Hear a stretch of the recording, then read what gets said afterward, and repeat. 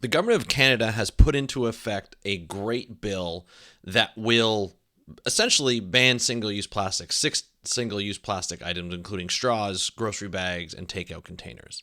However, that ban may be at risk because there's a new court ruling that ruled in favor of the plastic industry to say, you know what, you're right. These items should not be listed as toxic, and we're going to find out why that is so important to this plastic ban and why it might actually sink it on this episode of the How to Protect the Ocean podcast. Let's start the show.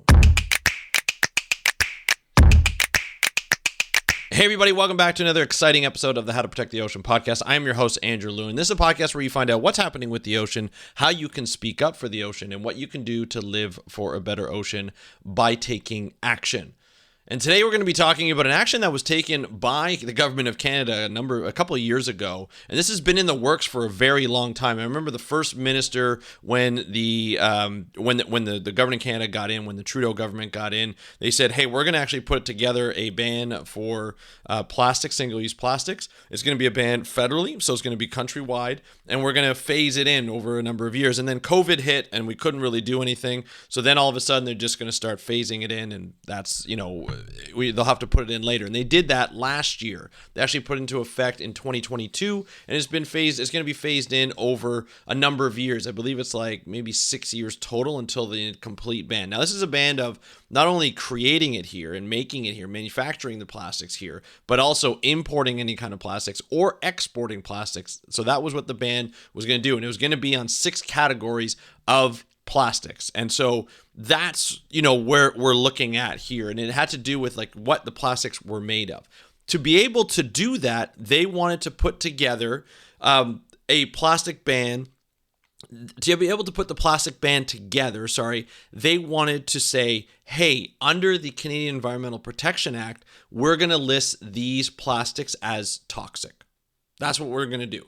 These plastics are going to be toxic, so in that effect, Canada can regulate them and say, you know what, we're going to ban them. And the reason why they're toxic is because science has found that, we have seen plastic pollution get so bad that it's just everywhere. Not only is it everywhere in the environment and stuff, it's in our food, it's in our salt, it's in it's just in all the types of different foods that we have, it's in our air, it's everywhere. And so that for us to be able, this is usually microplastics and so forth, but for us to be able to get over that, we have to stop making plastic. We have to stop distributing plastic. And although it's convenient, you have plastic utensils, you have straws, you have takeout containers, it's very convenient for people. It's cheap, it's light for manufacturers to ship, and they love that. But we can't continue this. Something had to be done. Canada took the initiative and said, "Hey, we're going to put this together." But let's not be shy about this. Let's not beat around the bush about this. This is a fact that the industry that makes plastics, that manufactures plastics, including the oil and gas industry, because petroleum is used in this, they want to take away the ability to ban these single-use plastics. They want to make sure that they can continue making it and distributing it and making money off of it, making money off the backs of the health of Canadians, right, and elsewhere. So although a lot of countries have talked about this ban, when you look at the actual ban, although it's great, you have to look at the mechanism and how they're doing it through policy and law, right? So to be able to say, hey, look, we have this Canadian Environmental Protection Act, right, CEPA, and you have this act that works in your favor. You can list the plastics that you're putting up as toxic, and because you're doing that, you can ban those single-use plastics and phase them out over a number of years. Well, the Responsible Plastic Use Coalition, which says that through recycling and reusing and proper use, you can still continue to make plastic and not pollute the environment. But we know that's not true, because if it's true, we would have been able to do that for a number of years. They're doing it because it's cheap for them. They're doing it because it's easy to ship.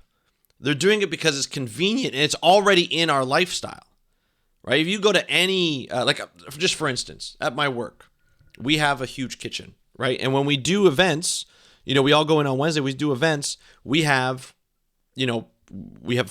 like some food. and when it gets catered.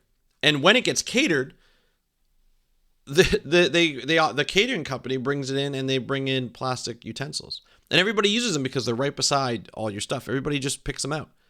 Knowing that we have forks and knives and spoons and everything that are like stainless steel that we can use within, the air, like just like within arm's reach. You just have to walk over and just use them, and then we just have to clean them after. These ones you just throw out, and you throw them out in the garbage, right? We don't even, like, sometimes we put them in recycling, like mixed recyclables, but they don't get recycled. We know this, right? They end up in the environment, and they take a long time to break down.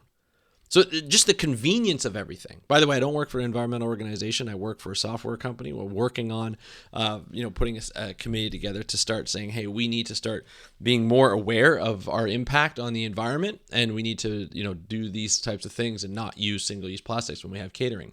But regardless, this is what happens, right? It's so easy. It's just, nobody questions it. Everybody just uses it because it's there and it's convenient. They don't have to clean anything. You don't have to use any water or soap or anything like that. Just throw it out, and out of sight, out of mind, right? Nobody thinks about it because we've been programmed to think this. This is what we've grown up with. When some people, they have get-togethers, they'll have plastic, well, not as much anymore plastic plates, but they'll have plastic utensils, and they'll bring straws and everything like that. And people love it. Right? They don't necessarily love it or hate it, but they're just like, this is easier to do because I don't have to clean up. I don't have to wash all the dishes. I don't have to run it through the dishwasher, right?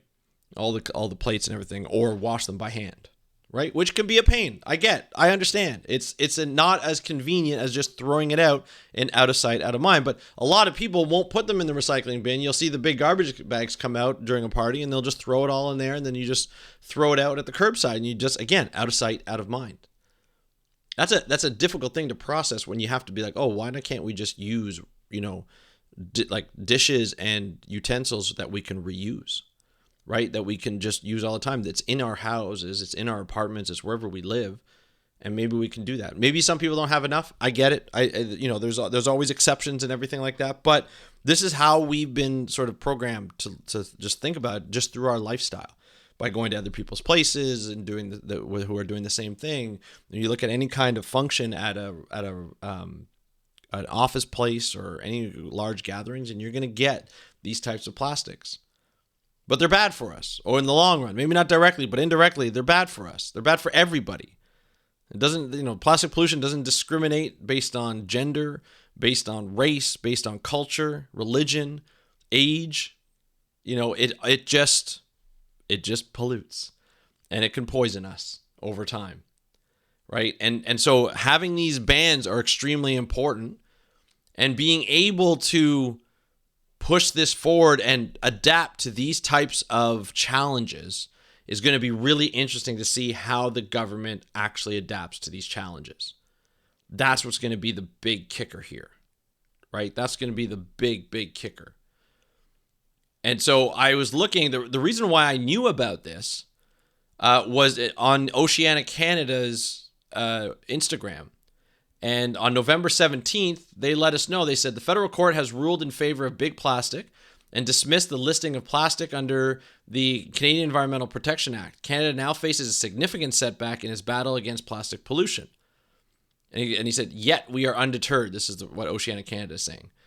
According to Kim Elmsley, the campaign director at Ocean Canada, she said, with today's ruling, Canada faces a setback in its battle against plastic pollution. Oceanic Canada and our allies, supported by the vast majority of Canadians demanding robust action, will continue to fight this global threat and urge for an appeal of this decision. So hopefully we can get an appeal. I don't know what the basis of the arguments were or what they're going to be moving forward. But they're basically saying that they're not toxic. So I guess what the Canadian government has to prove is that they're toxic. So they're going to have to bring out doctors. They're going to have to bring out that battle, I assume. Oceanic Canada goes on in the post, says, calls upon industry leaders and governments across Canada to help champion this cause to end plastic pollution at its source.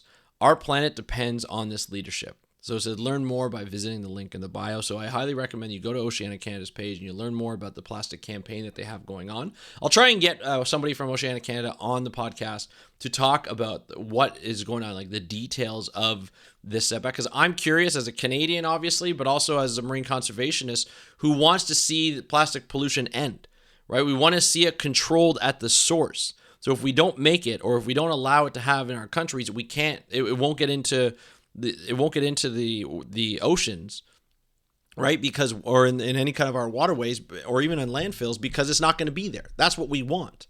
We can't control it otherwise. It's really difficult to control, and it's especially through waste management and stuff. We know this is not going to work out. So I'm going to put a link into Oceana Canada's page for their plastic pollution, and so you can take a look more of that. Also put a link to the the CTV News, the news site where they actually posted this. But there was a comment by the Minister of Environment and Climate Change Canada, and he says, quote, Canadians have been loud and clear that they want action to keep plastic out of our environment. The science is clear. Plastic pollution is everywhere in our environment, harming wildlife and their habitats. There's also a growing body of evidence showing impacts on human health. We strongly believe in taking action to tackle this crisis and keep millions of garbage bags worth of trash off our beaches, out of our waters, and away from nature. That's why we will keep fighting for. That's what we'll keep fighting for. The government of Canada is carefully reviewing the federal court judgment and are strongly considering an appeal. We will continue to work with provinces, territories, civil society, and industry to curb plastic waste and pollution. We will have more to say on the next step soon. So obviously, the Canadian government is aware of this. This is something that's a big challenge. They need to overcome this challenge. I assume what's going to happen next, and I'll try and see if we can get access to Oceana Canada's campaign manager, either Elsie or someone from their plastics campaign, to say, hey, you know what, we need to talk about this. We need to find out more detail. But I think what's happened is, because it's not listed as toxic, it doesn't go under the Canadian Environmental Protection Act, and we need to keep it under the Environmental Protection Act. So hopefully they can prove that it's toxic, or show enough evidence to say, hey, you know what, this is what we need to do, and we need to fix that fast. But that's it. It's a short one today. It's something that, as a Canadian, obviously, I'm very intrigued. I think it's going to be precedent setting in the future. And I think, other countries will follow. Some countries are already, working on this. They're already saying, hey, we need to work on a plastic pollution management strategy. We're seeing that there's a plastic pollution treaty at the UN. It's being discussed. It has been discussed, and I'll make an update on that, in Nairobi in Africa. And so that was done, I think, a couple of weeks ago. And there's lots to update you on. So feel free to follow or subscribe to the podcast to be able to follow on some of these new big news items. So there's a plastic treaty, an international plastic treaty that's happening, and there's also the moratorium on seabed mining and deep sea mining. We're going to talk about that as well, because there's updates on that. So lots to talk about in the future. And obviously this is a big setback. It's nice to see that plastic bans are there, and the Canadian government's working on the side of the environment to ban single-use plastics. But this is a setback, and we need to fix it. As Canadians, as the government, you need to fix it.